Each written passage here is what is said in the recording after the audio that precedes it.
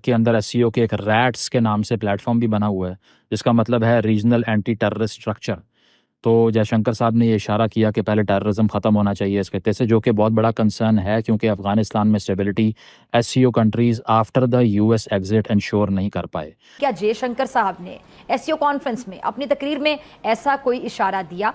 पाकिस्तान तवातुर से कहता चला आ रहा है कि अफगानिस्तान की सरजमीन पाकिस्तान में दहशतगर्दी के लिए इस्तेमाल हो रही है, और पाकिस्तान के हसास इदारों का भी यही कहना है कि इस दहशतगर्दी के पीछे बज़ाहिर अफगानिस्तान और पीछे हिंदुस्तान है। तो पूरी दुनिया का रूल है कि ट्रेड और टेररिज्म इकट्ठे नहीं चल सकते। अकॉर्डिंग टू जयशंकर, क्योंकि गिलगित जो है वो ऑफिशियली पाकिस्तान का हिस्सा नहीं है, आजाद है, डिस्प्यूटेड टेरिटरी है। तो अकॉर्डिंग टू इंटरनेशनल लॉ आप गिलगित के अंदर इंटरनेशनल प्रोजेक्ट इतने बड़े पैमाने का कैसे कर सकते? इंदिरा गांधी ये भी चाह रही थी कि क्यों ना पाकिस्तान के जो सारे इलाके हैं इस तरफ सिंध की तरफ हो गए, क्योंकि सारी फौज तो वहां सरेंडर कर चुकी थी, क्यों ना यहाँ अटैक कर लिया जाए। फौज तो रही नहीं।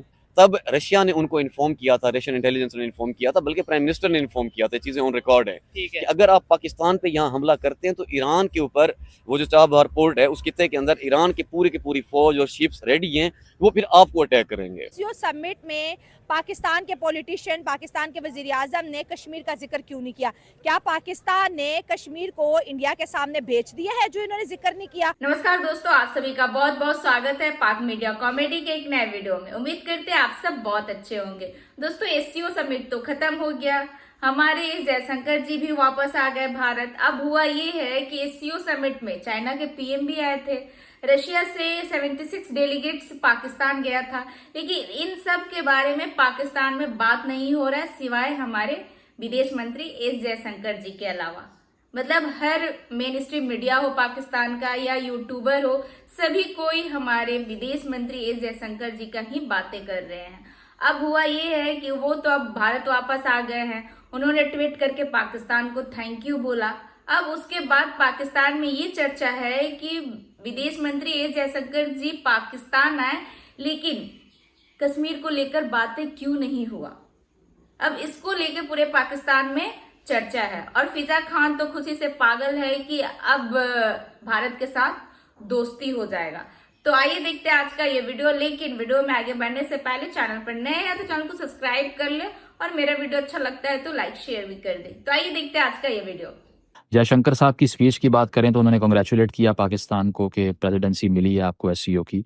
साथ साथ उन्होंने इनवेंडो में, यानी कि डायरेक्टली रेफर किए बगैर इनडायरेक्ट स्टेटमेंट जो दी, बड़ी मीनिंगफुल थी। उन्होंने कहा जी, अगर if trust is lacking, friendship and good neighbourliness is missing, we need to address it. उन्होंने ये कहा कि चार्टर में ये लिखा हुआ है कि जो 2-3 गोल्स थे, जब तक वो अचीव नहीं होंगे ट्रेड और कॉपरेशन नहीं हो सकती।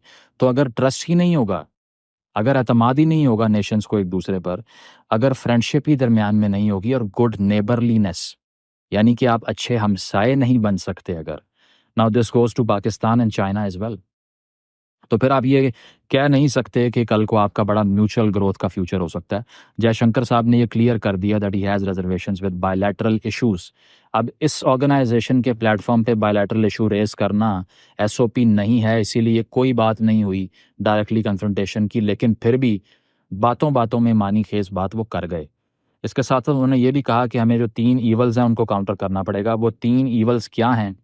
पहला ईवल था टेररिज्म, दूसरा था एक्सट्रीमिज्म, तीसरा था सेपरेटिस्ट मूवमेंट्स, यानी कि इन 3 ईवल्स को इस खित्ते से ख़त्म करना है। जयशंकर साहब ने भी ये कहा कि पहले ये 3 ईवल्स ख़त्म करें।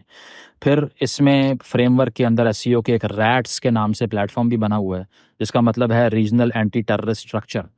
तो जयशंकर साहब ने ये इशारा किया कि पहले टेररिज्म ख़त्म होना चाहिए इस खित्ते से, जो कि बहुत बड़ा कंसर्न है, क्योंकि अफगानिस्तान में stability SCO countries after the US exit ensure नहीं कर पाए। एटम यानी कि जो ईस्ट तुर्किस्तान इस्लामिक मूवमेंट है वो चीन पे हमले करती है, टीटीपी पाकिस्तान पे हमले करती है, दाइश हमले करती है, भारत को भी थ्रेट्स हैं। तो एक म्यूचुअल कंसर्न यही था कि भारत इनडायरेक्टली रेफर कर रहा था कि पाकिस्तान से भी यहाँ प्रॉक्सी वॉरफेयर होता है और अफगानिस्तान से भी और जगहों से भी होता है, तो उसको ख़त्म किए बगैर हम सोच नहीं सकते कि ये खित्ता आगे बढ़ सकता है। ठीक है, ये तो रही जयशंकर साहब की स्पीच। लेकिन शंघाई ताउन तंजीम के पाकिस्तान में शानदार इनकात के बाद सब पर वाज़ेह हो गया कि पाकिस्तान अब दुनिया में अकेला नहीं खड़ा। वो इस खित्ते के अहम सच्चाई है जिसे किसी भी किसी भी तरह से नज़रअंदाज नहीं किया जा सकता। कॉन्फ्रेंस से पाकिस्तान ने बहुत से समरात हासिल किए, लेकिन हम आज बात करेंगे भारत के वजीर खारजा जयशंकर की आमद की। क्या उनका आना, उनकी बॉडी लैंग्वेज, डिनर पर इसाक डार साहब के साथ बैठने के लिए सिटिंग अरेंजमेंट करवाना और गुफ्तगू, और फिर जाते हुए ट्विटर पर मेज़बानी का शुक्रिया अदा करना कोई ब्रेक थ्रू था? दोनों ममालिक में बैठे जो तजियाकार हैं से मौजूदा हालात को गैर मामूली करार दे रहे हैं, और यह भी कहा जा रहा है कि ये दोनों ममालिक के ताल्लुकात में जमी जो बर्फ़ है पिघलने का आगाज़ भी हो सकता है।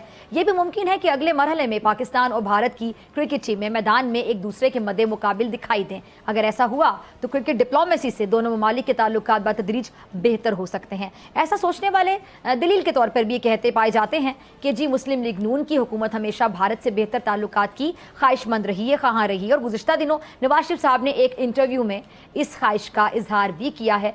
अच्छा, ये सब बातें अपनी जगह, लेकिन क्या जयशंकर साहब ने एससीओ कॉन्फ्रेंस में अपनी तकरीर में ऐसा कोई इशारा दिया?